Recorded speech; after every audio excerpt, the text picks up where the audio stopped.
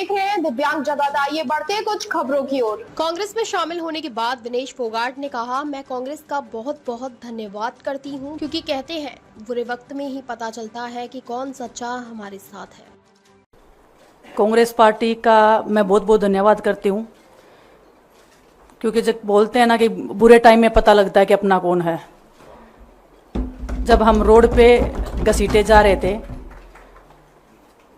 तो छोड़ के बीजेपी को देश में जितनी भी पार्टियां हैं वो हमारे साथ में थी, हमारे दर्द को समझ पा रही थी, हमारे आंसुओं को समझ पा रही थी।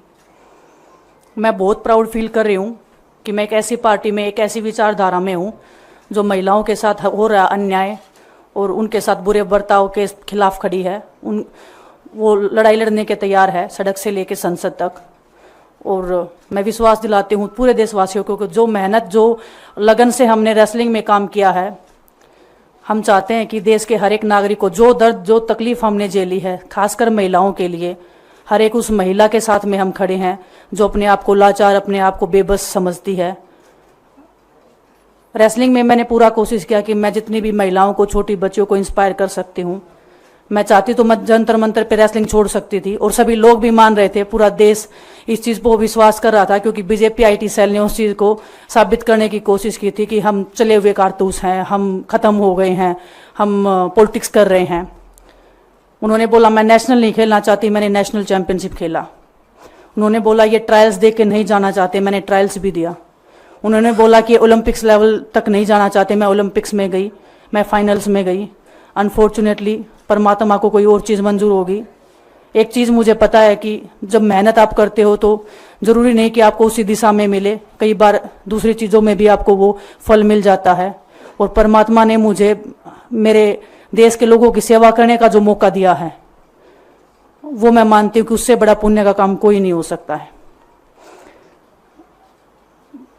मेरे लिए बहुत प्राउड की बात है।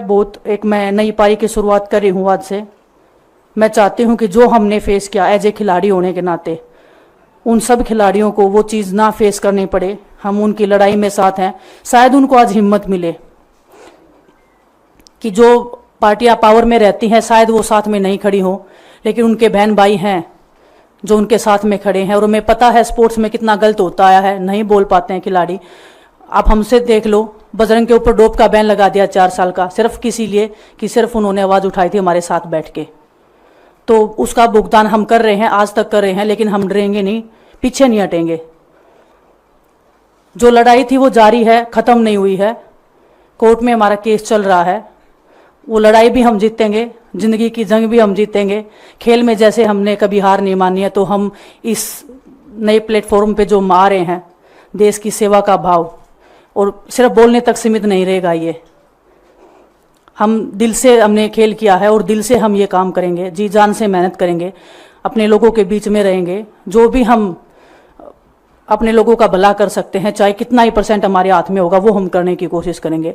और मैं अपनी बहनों को बताना चाहती हूँ कि आपकी बहन आपके साथ में है। किसी भी मुसीबत में, किसी भी पल, किसी भी क्षण आप ऐसे मत समझना कोई भी आपके साथ में नहीं है।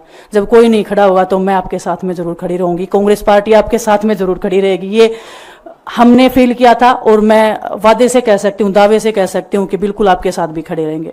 बहुत बहुत धन्यवाद आप सबका। अब तक की खबरों के लिए बस इतना ही। आगे हमारी खबरों को देखने के लिए चैनल को लाइक करें, शेयर करें, सब्सक्राइब करें। नमस्कार।